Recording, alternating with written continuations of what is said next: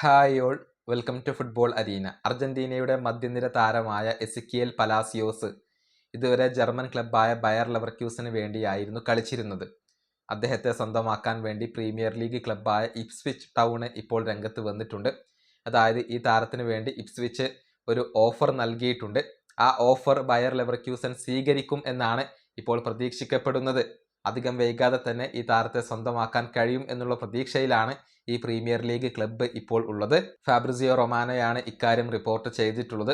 മാത്രമല്ല, എസിക്കിയേൽ പലാസിയോസ് ഇപ്പോൾ buyer Leverkusen വിടാനുള്ള ഒരുക്കത്തിലാണ്. ഇദ്ദേഹത്തെ ഇനി പ്രീമിയർ ലീഗിൽ കാണാൻ കഴിയും എന്നാണ് പ്രതീക്ഷിക്കപ്പെടുന്നത്. മറ്റൊരു അപ്ഡേറ്റ് കൂടി ഫാബ്രിസിയോ നൽകിയിട്ടുണ്ട്. അതായത് എൻസോ ഫെർണാണ്ടസിന് വേണ്ടിയുള്ള ശ്രമങ്ങൾ ഇപ്പോഴും മാഞ്ചസ്റ്റർ സിറ്റി ഉപേക്ഷിച്ചിട്ടില്ല. ഇനിയും മാഞ്ചസ്റ്റർ സിറ്റി ശ്രമങ്ങൾ നടത്തിയേക്കാം എന്നാണ് ഫാബ്രിസിയോ റൊമാനോ റിപ്പോർട്ട് ചെയ്തിട്ടുള്ളത്. നേരത്തെ എൻസോയുടെ കാര്യത്തിൽ ചെൽസി ഒരു ഡെഡ് ലൈനൊക്കെ വെച്ചിരുന്നു. അത് അവസാനിക്കുകയും ചെയ്തിരുന്നു. അതിനർത്ഥം ഇനിയിപ്പോൾ എൻസോയെ സ്വന്തമാക്കണമെങ്കിൽ മാഞ്ചസ്റ്റർ സിറ്റി വലിയ ഒരു തുക മുടക്കേണ്ടി വരും എന്നുള്ളതാണ്. ചെൽസി ആവശ്യപ്പെടുന്ന ഒരു തുക മാഞ്ചസ്റ്റർ സിറ്റി ഈ താരത്തിന് വേണ്ടി ചിലവഴിക്കേണ്ടി വരും.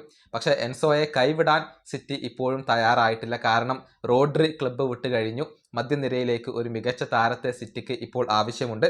അതുകൊണ്ട് തന്നെ എൻസോ ഫെർണാണ്ടസിന്റെ കാര്യം ഇപ്പോഴും മാഞ്ചസ്റ്റർ സിറ്റി ചർച്ച ചെയ്യുന്നുണ്ട്. ഈ താരത്തിന് വേണ്ടി അവർ ഇനിയും ശ്രമങ്ങൾ നടത്തിയേക്കാം എന്നാണ് ഫാബ്രിസിയോ റൊമാനോ റിപ്പോർട്ട് ചെയ്തിട്ടുള്ളത്.